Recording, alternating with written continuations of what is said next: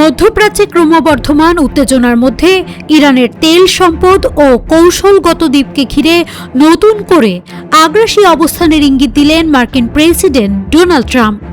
Trump এবার ইঙ্গিত দিলেন প্রয়োজনে ইরানের তেল নিয়ন্ত্রণে নেওয়া এবং গুরুত্বপূর্ণ রপ্তানি কেন্দ্র খার্গ আইল্যান্ড দখলের পথেও হাঁটতে পারে যুক্তরাষ্ট্র। ব্রিটিশ দৈনিক ফাইন্যান্সিয়াল টাইমসকে দেয়া এক সাক্ষাৎকারে তিনি বলেন তার টার্গেট এবার ইরানের তেল নিয়ন্ত্রণে নেয়া। একই সঙ্গে তিনি ইঙ্গিত দেন খার্গ দ্বীপ দখলের বিষয়টিও বিবেচনায় রয়েছে। তবে তিনি এটাও স্বীকার করেন এমন পদক্ষেপ নিলে সেখানে কিছু সময়ের জন্য মোতায়েন করা হতে পারে মার্কিন সেনা।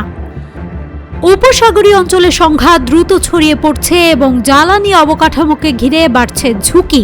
এতে আন্তর্জাতিক বাজারে তেলের দামও অস্থির হয়ে উঠছে।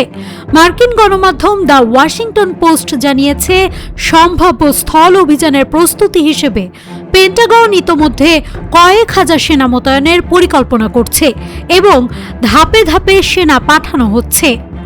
বিশেষজ্ঞদের মতে খার্গ আইল্যান্ড দখলের মতো অভিযান যুক্তরাষ্ট্রের জন্য সহজ হবে না। দ্বীপটি ইরানের তেল রপ্তানির মূল কেন্দ্র। প্রায় 90% তেল এখান থেকেই রপ্তানি হয়। ফলে এটি দখল করা গেলে ইরানের অর্থনীতিতে বড় ধাক্কা লাগবে ঠিকই, তবে পাল্টা হিসেবে তেহরান সমুদ্রপথে মাইন পেতে বা জাহাজ চলাচলে ব্যাহত করে পরিস্থিতিকে আরও বিপজ্জনক করে তুলতে পারে। এদিকে ট্রাম্প দাবি করেছেন যুক্তরাষ্ট্র ও ইরানের মধ্যে পরোক্ষ আলোচনা চলছে এবং এতে ইতিবাচক অগ্রগতি হয়েছে।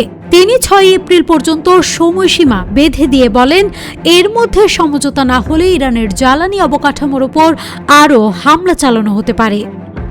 ইরানের নেতৃত্ব নিয়েও বিতর্কিত মন্তব্য করেছেন তিনি। ট্রাম্পের দাবি, সাম্প্রতিক হামলায় সর্বোচ্চ নেতা আয়াতুল্লাহ খামেনি সহ শীর্ষ পর্যায়ের নেতৃত্ব ক্ষতিগ্রস্ত হয়েছে এবং দেশটিতে শাসন কাঠামোর পরিবর্তন ঘটছে। এমনকি মোস্তাফা খামেনির অবস্থান নিয়েও অনিশ্চয়তার কথা বলেন।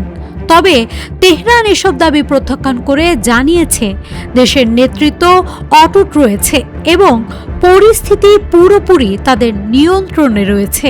News desk, Manabzamin.